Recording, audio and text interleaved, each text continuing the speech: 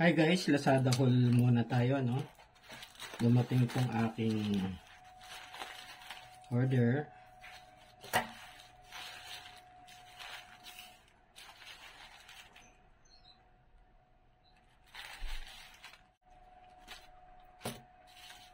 Naka-bubble wrap, no?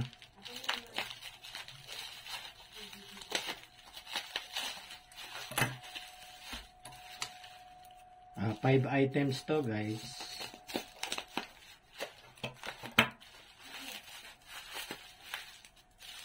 Tingnan ko kung kompleto.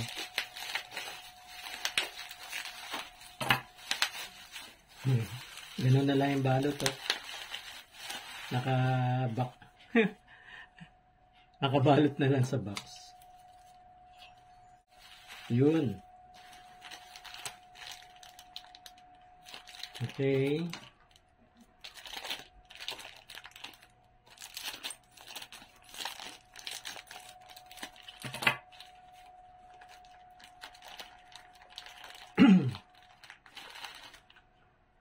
Ito, bumili ako nito, no? Speaker terminal for ano, no? 4 yung terminals niya. So ito, kasi may ginagawa akong super bass. Kailangan ko nito. Sira kasi yung ano niya, yung ganito, no? Yung kanyang speaker terminal. Yung pula, medyo loose na yung ano yung kanyang spring. Bumigay na.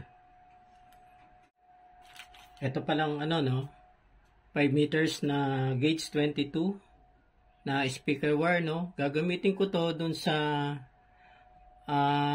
output ng amplifier papunta sa input ng subwoofer, no? Yung baffle ng subwoofer.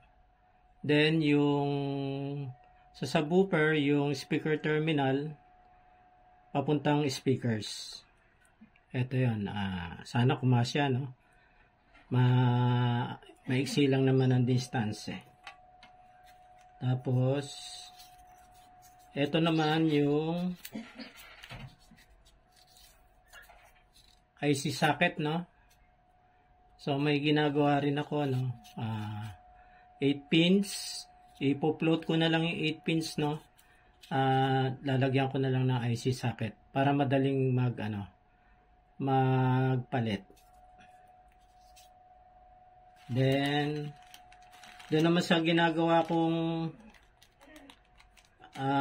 power supply ng DVD player. Ito, bumili na ako ng fuse. 2 ampere, ilan ba to? 2 ampere fuse. Yan, magpapalit ako ng fuse. Busted yung fuse niya. Tsaka itong 1N 4007 na rectifier diode to, no? Speaker terminal diode, itong IC mounting socket, speaker wire number 22, gauge 22, at saka nasan yung isa? Nawala. Itong 2 ampere fast blow fuse. Okay. Complete.